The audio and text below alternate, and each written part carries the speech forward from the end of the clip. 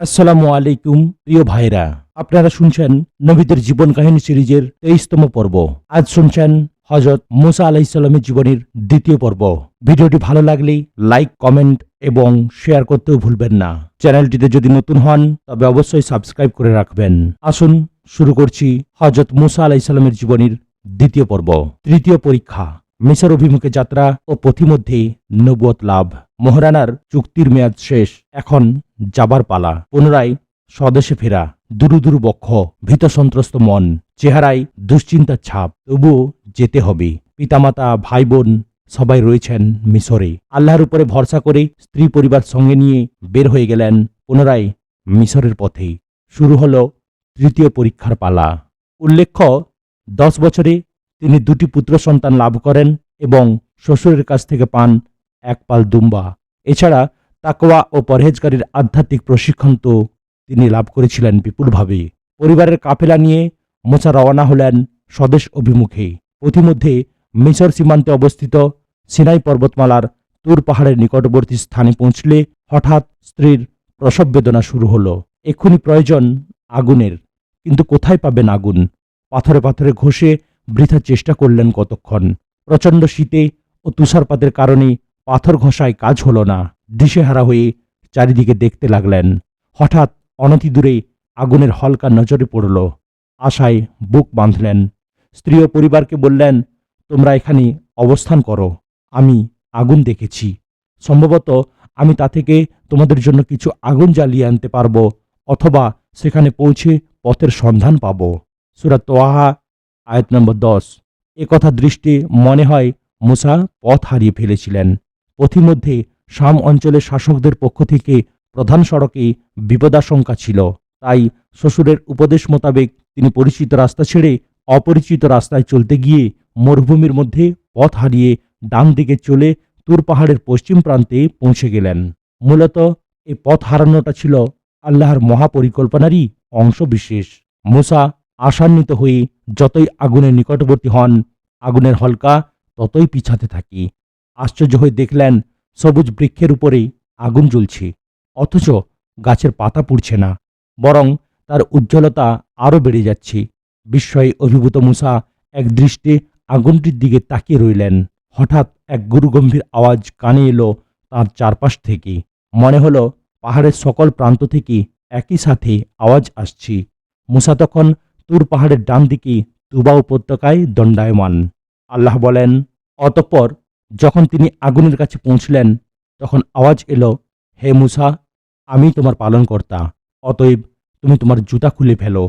তুমি পবিত্র উপত্যকা তুবায় রয়েছ। সূরা তোয়াহা আয়াত নম্বর 11 এবং 12। এর দ্বারা বিশেষ অবস্থায় পবিত্র স্থানে জুতা খোলার আদব প্রমাণিত হয়, যদিও পাক জুতা পায়ে দিয়ে সালাত আদায় করা যায়। অতঃপর আল্লাহ বলেন, আর আমি তোমাকে মনোনীত করেছি, অতএব তোমাকে যা প্রত্যাদেশ করা হচ্ছে তা মনোযোগ দিয়ে শুনতে থাকো। নিশ্চয়ই আমি আল্লাহ, আমি ব্যতীত কোনো উপাস্য নেই। অতএব আমার ইবাদত করো এবং আমার স্মরণে সালাত কায়েম করো। কিয়ামত অবশ্যই আসবে, আমি তা গোপন রাখতে চাই, যাতে প্রত্যেকে তার কর্মানুযায়ী ফল লাভ করতে পারে। সুতরাং যে ব্যক্তি কিয়ামতে বিশ্বাস রাখে না এবং নিজ প্রবৃত্তির অনুসরণ করে, সে যেন তোমাকে কিয়ামত বিষয়ে সতর্ক থাকা হতে নিবৃত্ত না করে, তাহলে তুমি ধ্বংস হয়ে যাবে। সূরা তোয়াহা আয়াত নম্বর 13 থেকে 16। এ পর্যন্ত আকিদা ও ইবাদতগত বিষয়ে নির্দেশদানের পর এবার কর্মগত নির্দেশ দিয়ে আল্লাহ বলছেন, হে মুসা, তোমার ডান হাতে ওটা কি? মুসা বললেন, এটা আমার লাঠি। এর উপরে আমি ভর দেই এবং এর দ্বারা আমার ছাগপালের জন্য গাছের পাতা ঝেড়ে নামাই। তাছাড়া এর দ্বারা আমার অন্যান্য কাজও চলে। আল্লাহ বললেন, হে মুসা, তুমি ওটা ফেলে দাও। অতঃপর তিনি ওটা মাটিতে ফেলে দিতেই তা সাফ হয়ে ছুটাছুটি করতে লাগলো। আল্লাহ বললেন, তুমি ওটাকে ধরো, ভয় করো না, আমি এক্ষুনি ওকে পূর্বাবস্থায় ফিরিয়ে দেব। সূরা তোয়াহা আয়াত নম্বর 17 থেকে 21। এটি ছিল মুসাকে দেয়া প্রথম মুজিজা, কেননা মিশর ছিল ওই সময় জাদুবিদ্যায় শীর্ষস্থানে অবস্থানকারী দেশ। সেখানকার শ্রেষ্ঠ জাদুকরদের হারিয়ে দেওয়ার মাধ্যমেই নবুয়তের শ্রেষ্ঠত্ব প্রমাণ করা আবশ্যক ছিল। সেজন্যই আল্লাহ মুসাকে সব দিক দিয়ে প্রস্তুত করে দিচ্ছিলেন। এর ফলে মুসা নিজের মধ্যে অনেকটা শক্তি ও স্বস্তি লাভ করলেন। প্রথম মুজেজা প্রদানের পর আল্লাহ তাকে দ্বিতীয় মুজেজা প্রদানের উদ্দেশ্যে বললেন, তোমার হাত বগলে রাখো। তারপর দেখবে তা বের হয়ে আসবে উজ্জ্বল ও নির্মল আলো হয়ে, অন্য একটি নিদর্শন রূপে। এটা এজন্য যে আমরা তোমাকে আমাদের বিরাট নিদর্শনাবলীর কিছু অংশ দেখাতে চাই। সূরা তোহা আয়াত নম্বর 22 এবং 23। 9টি নিদর্শন। আল্লাহ বলেন, আমরা মুসাকে 9টি নিদর্শন প্রদান করেছিলাম। সূরা ইসরা আয়াত নম্বর 101 এবং সূরা নামল আয়াত নম্বর 12। এখানে নিদর্শন অর্থ একদল বিদ্বান মুজেজা নিয়েছেন, তবে 9 সংখ্যা উল্লেখ করায় এর বেশি না হওয়াটা জরুরি নয়, বরং এর চেয়ে অনেক বেশি মুজেজা তাকে দেয়া হয়েছিল। যেমন পাথরে লাঠি মারায় 12টি গোত্রের জন্য 12টি ঝর্ণাধারা নির্গমন, 30 প্রান্তরে মেঘের ছায়া প্রদান, মান্না সালোয়া খাদ্য অবতরণ প্রভৃতি। তবে এর 9টি ছিল অধিক গুরুত্বপূর্ণ ও শ্রেষ্ঠ নিদর্শনসমূহের অন্তর্ভুক্ত, যা ফেরাউনি সম্প্রদায়কে প্রদর্শন করা হয়েছিল। আব্দুল্লাহ ইবনে আব্বাস রাদিয়াল্লাহু তাআলা আনহু উক্ত 9টি মুজেজা নিম্নরূপে বর্ণনা করেছেন, যথা: 1. মুসা আলাইহিস সালামের ব্যবহৃত লাঠি, যা নিক্ষেপ করা মাত্র অজগর সাপের ন্যায় হয়ে যেত। 2. শুভ্র হাত, যা বগলের নিচ থেকে বের করতেই জ্যোতির্ময় হয়ে সার্চ লাইটের মতো চমকাতে থাকত। 3. নিজের তোতলামি, যা মুসার প্রার্থনাক্রমে দূর করে দেয়া হয়। 4. ফেরাউনি কওমের উপর প্লাবনের গজব প্রেরণ। 5. অতঃপর পঙ্গপাল। 6. উকুন। 7. ব্যাং। 8. রক্ত এবং অবশেষে 9. নদী ভাগ করে তাকে সহ বনু ইসরায়েলকে সাগরডুবি হতে নাজাত দান। তবে প্রথম দুটি ছিল সর্বপ্রধান মুজিজা, যা নিয়ে তিনি শুরুতে ফেরাউনের নিকটে গিয়েছিলেন। সূরা নামল আয়াত নম্বর 10 এবং 12। অবশ্য কোরআনে বর্ণিত আয়াতসমূহ থেকে প্রতীয়মান হয় যে প্রথমে ফেরাউনের সম্প্রদায়ের উপরে দুর্ভিক্ষের গজব এসেছিল। যেমন আল্লাহ বলেন, আমরা পাকড়াও করেছিলাম ফেরাউনের অনুসারীদেরকে দুর্ভিক্ষের মাধ্যমে এবং ফল ফসলাদির ক্ষয়ক্ষতির মাধ্যমে, যাতে তারা উপদেশ গ্রহণ করে। সূরা আরাফ আয়াত নম্বর 130। হাফেজ ইবনু কাসির তোতলামিটা বাদ দিয়ে দুর্ভিক্ষ সহ 9টি নিদর্শন বর্ণনা করেছেন। অবশ্য ফেরাউন সম্প্রদায়ের উপরে আরও একটি নিদর্শন এসেছিল, প্লেগ মহামারী। সূরা আরাফ আয়াত নম্বর 134, যাতে তাদের 70,000 লোক মারা গিয়েছিল এবং পরে মুসা আলাইহিস সালামের দোয়ার বরকতে মহামারী উঠে গিয়েছিল। এটাকে গণনায় ধরলে সর্বমোট নিদর্শন 11টি হয়। তবে 9 কথাটি ঠিক রাখতে গিয়ে কেউ তোতলামি ও প্লেগ বাদ দিয়েছেন, কেউ দুর্ভিক্ষ ও প্লেগ বাদ দিয়েছেন। মূলত সবটাই ছিল মুসা আলাইহিস সালামের নবুয়তের অকাট্য দলিল ও গুরুত্বপূর্ণ মুজেজা, যা মিশরে ফেরাউনি সম্প্রদায়ের উপরে প্রদর্শিত হয়েছিল। এগুলি সবই হয়েছিল মিশরে। অতএব আমরা সেখানে পৌঁছে এসবের বিস্তারিত বিবরণ পেশ করব ইনশাআল্লাহ। সিনাই হতে মিশর। প্রসব বেদনায় কাতর স্ত্রীর জন্য আগুন আনতে গিয়ে মুসা এমন এক নতুন অভিজ্ঞতার সম্মুখীন হলেন, যা রীতিমতো ভীতিকর, শিহরণমূলক ও অভূতপূর্ব। তিনি স্ত্রীর জন্য আগুন নিয়ে যেতে পেরেছিলেন কিনা বা পরিবারের সেবায় তিনি পরে কি ব্যবস্থা নিলেন, এসব বিষয়ে কুরআন চুপ রয়েছে। কুরআনের গৃহীত বাকরীতি অনুযায়ী এসবের বর্ণনা কোনো জরুরি বিষয় নয়, কেননা এগুলি সাধারণ মানবিক তাকিদ, যা যে কোনো স্বামী তার স্ত্রী ও পরিবারের জন্য করে থাকে। অতএব এখন আমরা সামনের দিকে আগাবো। আল্লাহ পাক মুসাকে নবুয়ত ও মুজিজা দানের পর নির্দেশ দিলেন, হে মুসা, তুমি ফেরাউনের কাছে যাও, সে উদ্ধত হয়ে গেছে।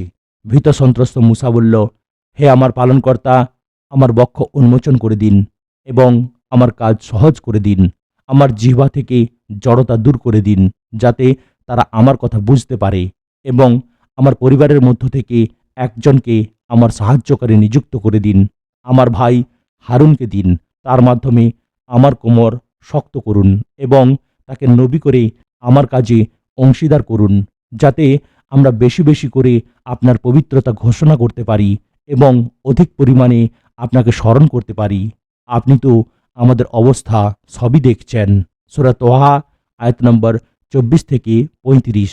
মুসার উপরোক্ত দীর্ঘ প্রার্থনার জবাবে আল্লাহ তাআলা বললেন, হে মুসা, তুমি যা চেয়েছ সবই তোমাকে দেয়া হলো। শুধু এবার কেন, আমি তোমার উপরে আরও একবার অনুগ্রহ করেছিলাম। সূরা তোহা আয়াত নম্বর 36 এবং 37 বলেই আল্লাহ মুসাকে তার জন্মের পর নদীতে ভাসিয়ে দেওয়ার ও ফেরাউনের ঘরে লালন পালনের চমকপ্রদ কাহিনী শুনিয়ে দিলেন। আল্লাহর খেলা বুঝা ভার। হত্যার টার্গেট হয়ে জন্মলাভ করে হত্যার ঘোষণাদানকারী সম্রাট ফেরাউনের গৃহে পুত্রস্নেহে লালিত পালিত হয়ে পরে যৌবনকালে পুনরায় হত্যাকাণ্ডের আসামি হয়ে প্রাণ ভয়ে ভীত ও কপর্দক শূন্য অবস্থায় স্বদেশ ছেড়ে বিদেশে পাড়ি জমালেন। অতঃপর সেখানে দীর্ঘ 10 বছর মেষপালকের চাকুরি করে স্ত্রী পরিবার নিয়ে স্বদেশ ফেরার পথে রাহজানির ভয়ে মূল রাস্তা ছেড়ে অপরিচিত রাস্তায় এসে কনকনে শীতের মধ্যে অন্ধকার রাতে প্রসব বেদনায় কাতর স্ত্রীকে নিয়ে মহাবিপদগ্রস্ত স্বামী যখন অদূরে আলোর ঝলকানি দেখে আশায় বুক বেঁধে সেদিকে ছুটেছেন, তখন তিনি জানতেন না যে সেখানে তার জন্য অপেক্ষা করছে এমন এক মহা সুসংবাদ যা দুনিয়ার কোনো মানুষ ইতিপূর্বে দেখেনি, শোনেনি, কল্পনাও করেনি। বিশ্ব চরাচরের পালনকর্তা আল্লাহ স্বয়ং সকণ্ঠে সশব্দে ও স্বভাষায় তাকে ডেকে কথা বলবেন, এও কি সম্ভব? শঙ্কিত, শিহরিত, পুলকিত মুসা সবকিছু ভুলে পুরা দেহমন দিয়ে শুনছেন স্বীয় প্রভুর দৈববাণী। দেখলেন তার নূরের তাজাল্লি, চাইলেন প্রাণ ভরে যা চাওয়ার ছিল, পেলেন সাথে সাথে পরিপূর্ণভাবে। এতে বোঝা যায় পারিবারিক সমস্যা ও রাস্তাঘাটের সমস্যা সবই আল্লাহর মেহেরবানিতে সুন্দরভাবে সমাধান হয়ে গিয়েছিল, যা কোরআনে উল্লেখের প্রয়োজন পড়েনি। ওদিকে মুসার প্রার্থনা কবুলের সাথে সাথে আল্লাহ হারুনকে মিশরে ওহির মাধ্যমে নবুয়ত প্রদান করলেন। সূরা মারিয়াম আয়াত নম্বর 53 এবং তাকে মুসার আগমন বার্তা জানিয়ে দিলেন। সেই সঙ্গে মুসাকে সার্বিক সহযোগিতা করার এবং তাকে মিশরের বাইরে এসে অভ্যর্থনা করার নির্দেশ দেয়া হয়। তিনি বনু ইসরায়েলের নেতৃবৃন্দকে নিয়ে এগিয়ে এসে যথাযথভাবে সে নির্দেশ পালন করেন। মুসার 5টি দোয়া। নবুয়তের গুরুদায়িত্ব লাভের পর মুসা আলাইহিস সালাম এর গুরুত্ব উপলব্ধি করে তা বহনের ক্ষমতা অর্জনের জন্য আল্লাহর সাহায্য প্রার্থনা করেন। ইতিপূর্বে বর্ণিত দীর্ঘ প্রার্থনা সংক্ষেপে 5টি ভাগে ভাগ করা হলো, যা নিম্নরূপ। প্রথম দোয়া, হে আমার পালনকর্তা, আমার বক্ষ উন্মোচন করে দিন, অর্থাৎ নবুয়তের বিশাল দায়িত্ব বহনের উপযুক্ত জ্ঞান ও দূরদর্শিতার উপযোগী করে দিন এবং আমার হৃদয়কে এমন প্রশস্ত করে দিন যাতে উম্মতের পক্ষ থেকে ভবিষ্যতে প্রাপ্ত অপবাদ ও দুঃখ কষ্ট বহনে তা সক্ষম হয়। দ্বিতীয় দোয়া, আমার কর্ম সহজ করে দিন, অর্থাৎ নবুয়তের কঠিন দায়িত্ব বহনের কাজ আমার জন্য সহজ করে দিন, কেননা আল্লাহর অনুগ্রহ ব্যতীত কারো পক্ষেই কোনো কাজ সহজ ও সুন্দরভাবে সম্পন্ন করা সম্ভব নয়। স্বীয় অন্তর্দৃষ্টির মাধ্যমে মুসা আলাইহিস সালাম বুঝতে পেরেছিলেন যে ফেরাউনের মতো একজন দুর্ধর্ষ, জালেম ও রক্তপিপাসু সম্রাটের নিকটে গিয়ে দ্বীনের দাওয়াত পেশ করা মোটেই সহজসাধ্য ব্যাপার নয়, আল্লাহর একান্ত সাহায্য ব্যতীত। তৃতীয় দোয়া, আমার জিহ্বার জড়তা দূর করে দিন যাতে লোকেরা আমার কথা বুঝতে পারে, কেননা রেসালাত ও দাওয়াতের জন্য রাসূল ও দায়ীকে স্পষ্টভাষী ও বিশুদ্ধভাষী হওয়া একান্ত আবশ্যক। মুসা আলাইহিস সালাম নিজের এ ত্রুটি দূর করে দেওয়ার জন্য আল্লাহর নিকটে বিশেষভাবে প্রার্থনা করেন। পরবর্তী আয়াতে যেহেতু তার সকল প্রার্থনা কবুলের কথা বলা হয়েছে, সেহেতু এ প্রার্থনাটিও যে কবুল হয়েছিল এবং তার তোতলামি দূর হয়ে গিয়েছিল সে কথা বলা যায়। এ বিষয়ে বিভিন্ন তাফসির গ্রন্থে বিভিন্ন চমকপ্রদ কাহিনী বর্ণিত হয়েছে। যেমন শৈশবে তিনি মুখে আগুন পুড়েছিলেন বলেই তাঁর জিভ পুড়ে গিয়েছিল, কেননা ফেরাউনের দাড়ি ধরে চপেটাঘাত করার জন্য মুসাকে ফেরাউন হত্যা করতে চেয়েছিল। তাকে বাঁচানোর জন্য ফেরাউনের স্ত্রী আসিয়ার উপস্থিত বুদ্ধির জোরে তিনি বেঁচে যান। সেটি ছিল এই যে, তাকে অবোধ শিশু প্রমাণ করার জন্য ফেরাউনের স্ত্রী 2টি পাত্র এনে মুসার সামনে রাখেন। মুসা তখন জিব্রাইলের সাহায্যে মণিমুক্তার পাত্রে হাত না দিয়ে আগুনের পাত্রে হাত দিয়ে একটা স্ফুলিঙ্গ তুলে নিজের গালে পুরে নেন। এতে তার জিভ পুড়ে যায় ও তিনি তোতলা হয়ে যান। ওদিকে ফেরাউনও বুঝে নেন যে মুসা নিতান্তই অবোধ, সে কারণ তাকে ক্ষমা করে দেন। যদিও এসব কাহিনী কুরতুবী, মাঝারি প্রভৃতি প্রসিদ্ধ তাফসির গ্রন্থে বর্ণিত হয়েছে, তবুও এগুলোর কোনো বিশুদ্ধ ভিত্তি নেই, তাই তোতলামের বিষয়টি স্বাভাবিক ত্রুটি ধরে নেয়াই যুক্তিযুক্ত। উল্লেখ্য যে ইবনু আব্বাস রাদিয়াল্লাহু তাআলা আনহু কর্তৃক নাসাইতে বর্ণিত হাদিসুল ফুতুনে কেবল আগুনের পাত্রে হাত দেওয়ার কথা রয়েছে, কিন্তু আগুন মুখে দেওয়ার কথা নেই। এর ফলে তিনি ফেরাউনের হাতে নিহত হওয়া থেকে বেঁচে যান। এজন্য এ ঘটনাকে উক্ত হাদিসে 3 নম্বর ফিতনা বা পরীক্ষা হিসাবে বর্ণনা করা হয়েছে। চতুর্থ দোয়া, আমার পরিবার থেকে আমার জন্য একজন উজির নিয়োগ করুন, আমার ভাই হারুনকে। পূর্বের 3টি দোয়া ছিল তার নিজ সত্তা সম্পর্কিত। অতঃপর চতুর্থ দোয়াটি ছিল রেসালাতের দায়িত্ব পালন সম্পর্কিত। উজির অর্থ বোঝা বহনকারী।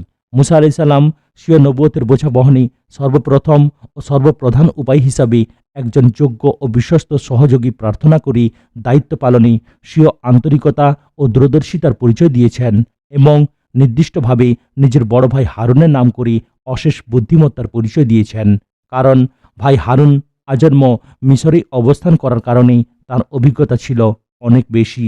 অধিকন্তু তার উপরে ফেরাউনের কোনো ক্রোধ বা ক্ষোভ ছিল না।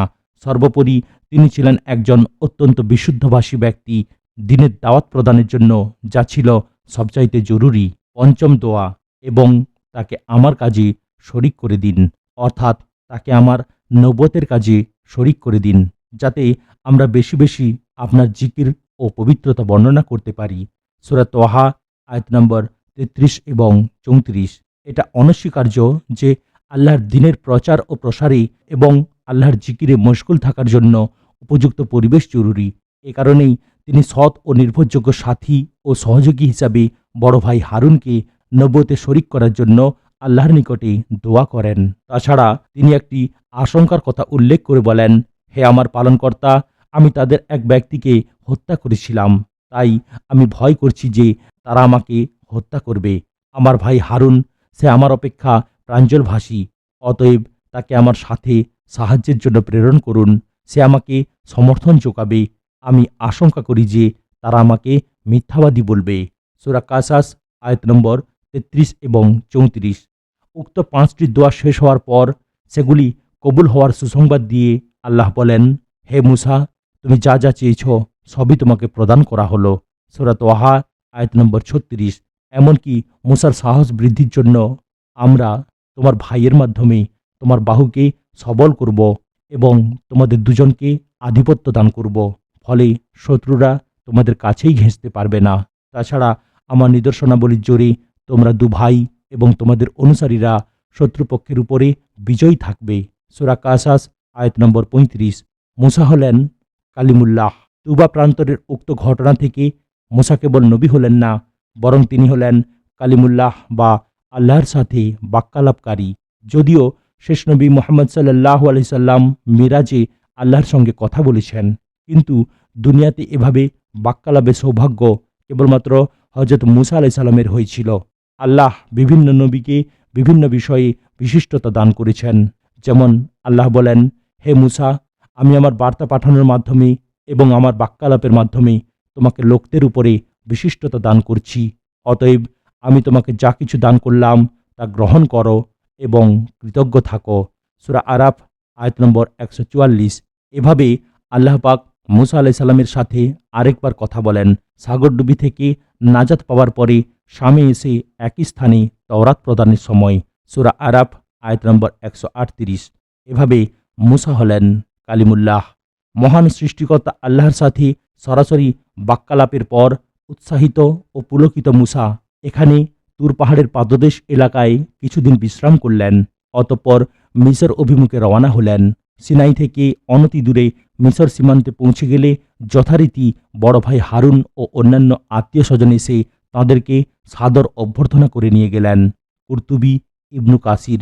মুসা আলাইহিস সালামের মিসরে প্রত্যাবর্তন। ফেরাউন ও তার পার্শ্বদবর্গের বিরুদ্ধে অলৌকিক লাঠি ও আলোকিত হস্ততালুর দুটি নিদর্শন নিয়ে মুসা আলাইহিস সালাম মিসরে পৌঁছলেন। সূরা কাসাস আয়াত নম্বর 32। ফেরাউন ও তার সভাসদবর্গকে আল্লাহ জাহান্নামের দিকে আহ্বানকারী নেতৃবৃন্দ হিসাবে এবং তাদের সম্প্রদায়কে ফাসেক বা পাপাচারী বলে আখ্যায়িত করেছেন। আল্লাহ পাক মুসাকে বললেন, তুমি ও তোমার ভাই আমার নিদর্শনাবলী সহ যাও এবং আমার স্মরণে শৈথিল্য করো না। তোমরা উভয়ে ফেরাউনের কাছে যাও, সে খুব উদ্ধত হয়ে গেছে। তোমরা তার কাছে গিয়ে নম্র ভাষায় কথা বলবে, তাতে হয়তো সে চিন্তা ভাবনা করবে অথবা ভীত হবে। তারা বলল, হে আমার পালনকর্তা, আমরা আশঙ্কা করছি যে সে আমাদের উপরে জুলুম করবে কিংবা উত্তেজিত হয়ে উঠবে। আল্লাহ বললেন, তোমরা ভয় করো না, আমি তোমাদের সাথে আছি। আমি তোমাদের সব কথা শুনব ও সব অবস্থা দেখব। সূরা তহা আয়াত নম্বর ৪২ থেকে ৪৬। ফেরাউনের নিকটেই মুসা আলাইহিস সালামের দাওয়াত। আল্লাহর নির্দেশ মতো মুসা ও হারুন ফেরাউন ও তার সভাসদবর্গের নিকটে পৌঁছে গেলেন। অতঃপর মুসা ফেরাউনকে বললেন, হে ফেরাউন, আমি বিশ্বপ্রভুর পক্ষ হতে প্রেরিত রাসূল। আল্লাহর পক্ষ থেকে যে সত্য এসেছে তার ব্যতিক্রম কিছু না বলার ব্যাপারে আমি দৃঢ়চিত্ত। আমি তোমাদের নিকটে তোমাদের পালনকর্তার নিদর্শন নিয়ে আগমন করেছি। অতএব তুমি বনু ইসরাইলগণকে আমার সাথে পাঠিয়ে দাও। সূরা আরাফ আয়াত নম্বর ১০৪ এবং ১০৫। মুসার এ দাবি থেকে বোঝা যায় যে ওই সময় বনু ইসরায়েলের উপরে ফেরাউনের ও তার সম্প্রদায়ের জুলুম চরম পর্যায়ে পৌঁছেছিল এবং তাদের সঙ্গে আপোষে বসবাসের কোনো রাস্তা ছিল না। ফলে তিনি তাদেরকে সেখান থেকে বের করে আনতে চাইলেন। তবে এটা নিশ্চিত যে মুসা তখনই বনু ইসরায়েলকে নিয়ে বের হয়ে যাননি।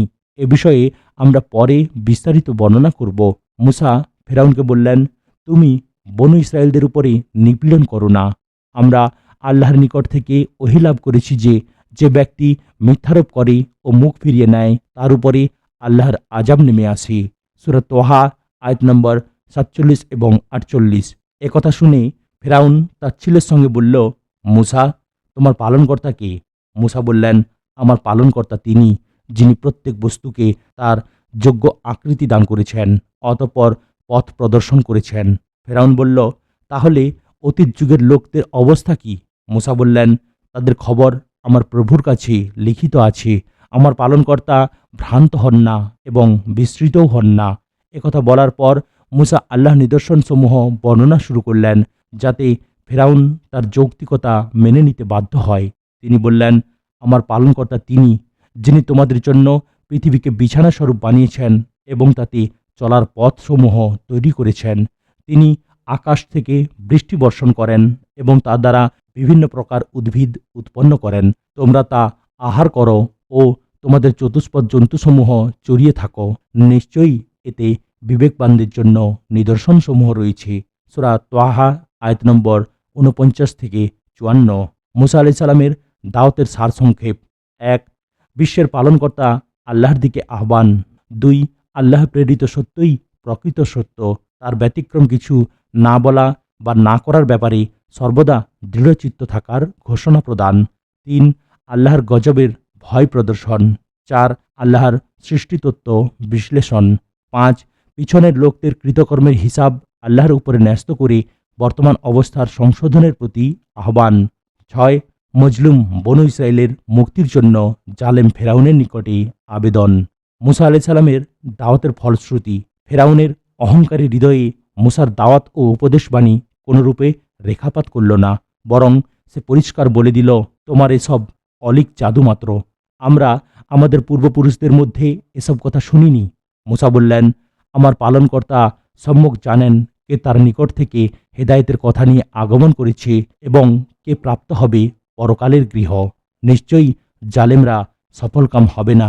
সূরা কাসাস আয়াত নম্বর ৩৬ এবং ৩৭।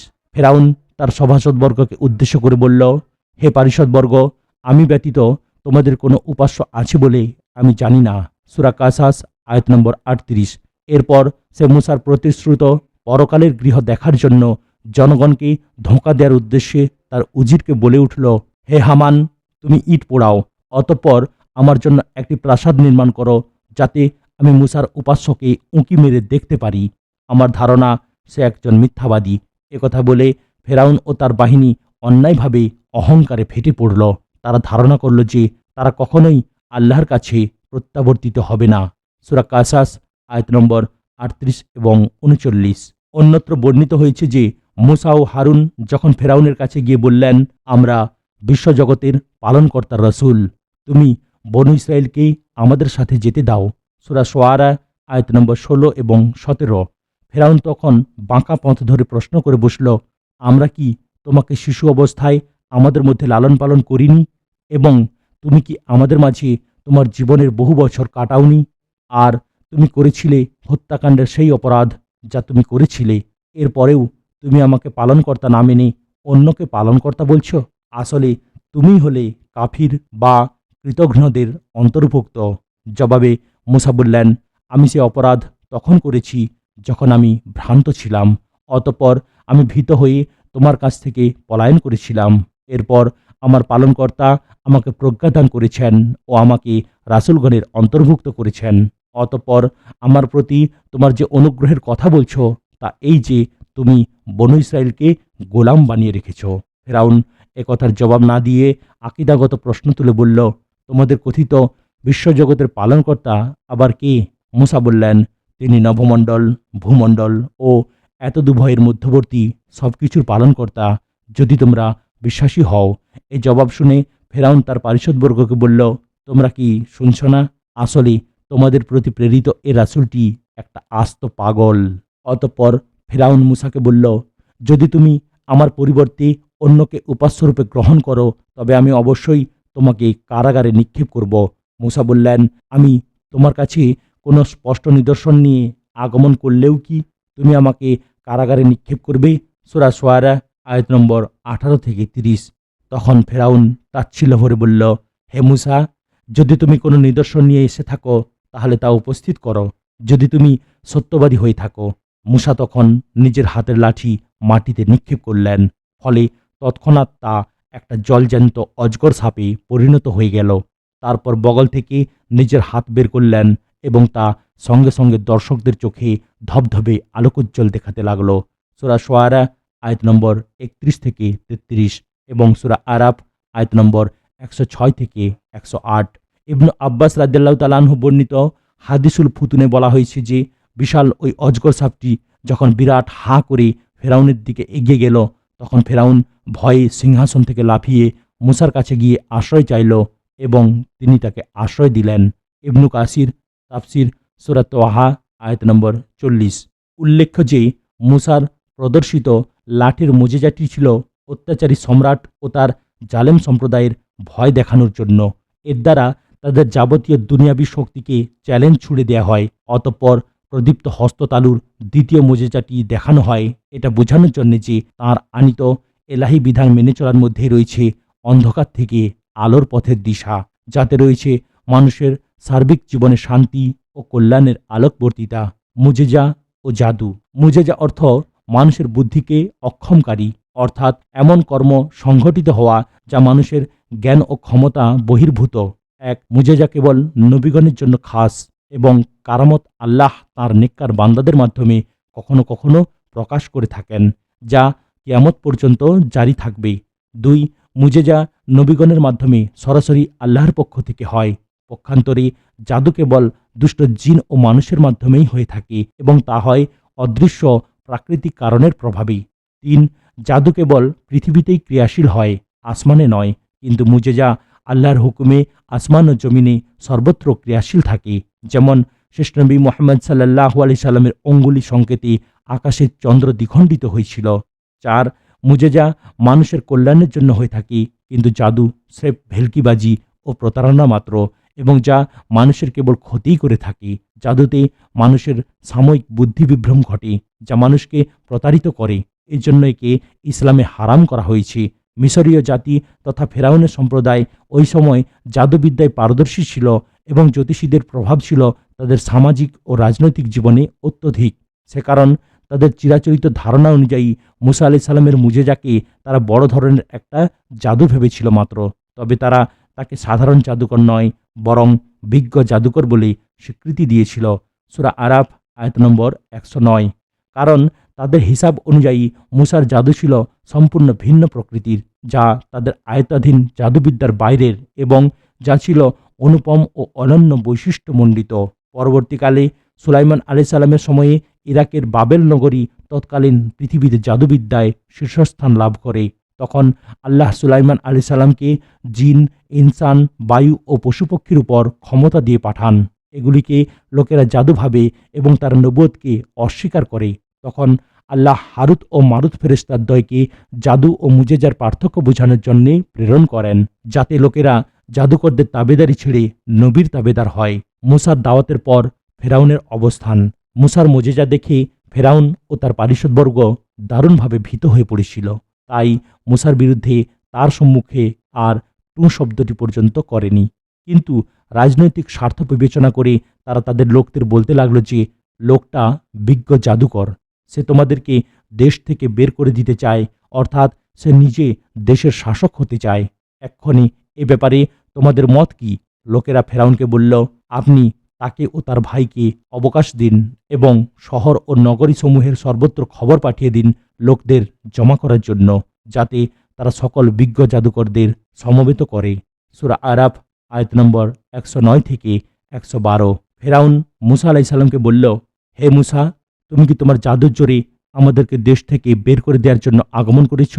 তাহলে আমরাও তোমার মোকাবিলায় তোমার নিকট অনুরূপ জাদু উপস্থিত করব। অতএব আমাদের ও তোমার মধ্যে কোনো একটি উন্মুক্ত প্রান্তরে একটা ওয়াদার দিন ধার্য করো, যার খেলাফ আমরাও করব না, তুমিও করবে না। মূসা বললেন, তোমাদের ওয়াদার দিন হবে তোমাদের উৎসবের দিন, এবং সেদিন পূর্বাহ্নেই লোকজন সমবেত হবে। সূরা তোয়াহা আয়াত নম্বর 57 থেকে 59। ফেরাউনের জবাবের সারসংক্ষেপ: 1. অদৃশ্য পালনকর্তা আল্লাহকে অস্বীকার করে দৃশ্যমান পালনকর্তা হিসাবে নিজেকেই সর্বোচ্চ পালনকর্তা বলে দাবি করা। সূরা নাজিয়াত আয়াত নম্বর 24। 2. শৈশবে লালন পালনের দোহাই পেড়ে তাকে পালনকর্তা বলে স্বীকার না করায় উল্টা মূসাকেই কাফির বা কৃতঘ্ন বলে আখ্যায়িত করা। সূরা শুআরা আয়াত নম্বর 19। 3. পূর্বপুরুষের কারো কাছে এমন কথা না শোনার বাহানা পেশ করা। সূরা কাসাস আয়াত নম্বর 36। 4. আল্লাহর কাছে ফিরে যাওয়ার কথা অস্বীকার করা। সূরা কাসাস আয়াত নম্বর 38। 5. পরকালকে অস্বীকার করা। সূরা কাসাস আয়াত নম্বর 37। 6. মূসাকে কারাগারে নিক্ষেপ করার ও হত্যার হুমকি প্রদান করা। সূরা শুআরা আয়াত নম্বর 29। 7. নবুয়তের মুজিজাকে অস্বীকার করা এবং একে জাদু বলে অভিহিত করা। সূরা কাসাস আয়াত নম্বর 36। 8. মূসার নিঃস্বার্থ দাওয়াতকে রাজনৈতিক স্বার্থ প্রণোদিত বলে অপবাদ দেওয়া। সূরা আরাফ আয়াত নম্বর 110। 9. নিজের কথিত ধর্মরক্ষা ও নিজেদের রচিত বিধিবিধানসমূহ রক্ষার দোহাই দিয়ে মূসার বিরুদ্ধে মানুষকে খেপিয়ে তোলা। সূরা তোয়াহা আয়াত নম্বর 63। 10. মূসাকে দেশে ফিতনা সৃষ্টিকারী বলে দোষারোপ করা। সূরা মুমিন আয়াত নম্বর 26। বস্তুত এই ধরনের অপবাদসমূহ যুগে যুগে প্রায় সকল নবীকে ও তাঁদের অনুসারী সমাজ সংস্কারকগণকে দেয়া হয়েছে এবং আজও দেয়া হচ্ছে। আজ এখানে সমাপ্ত করলাম।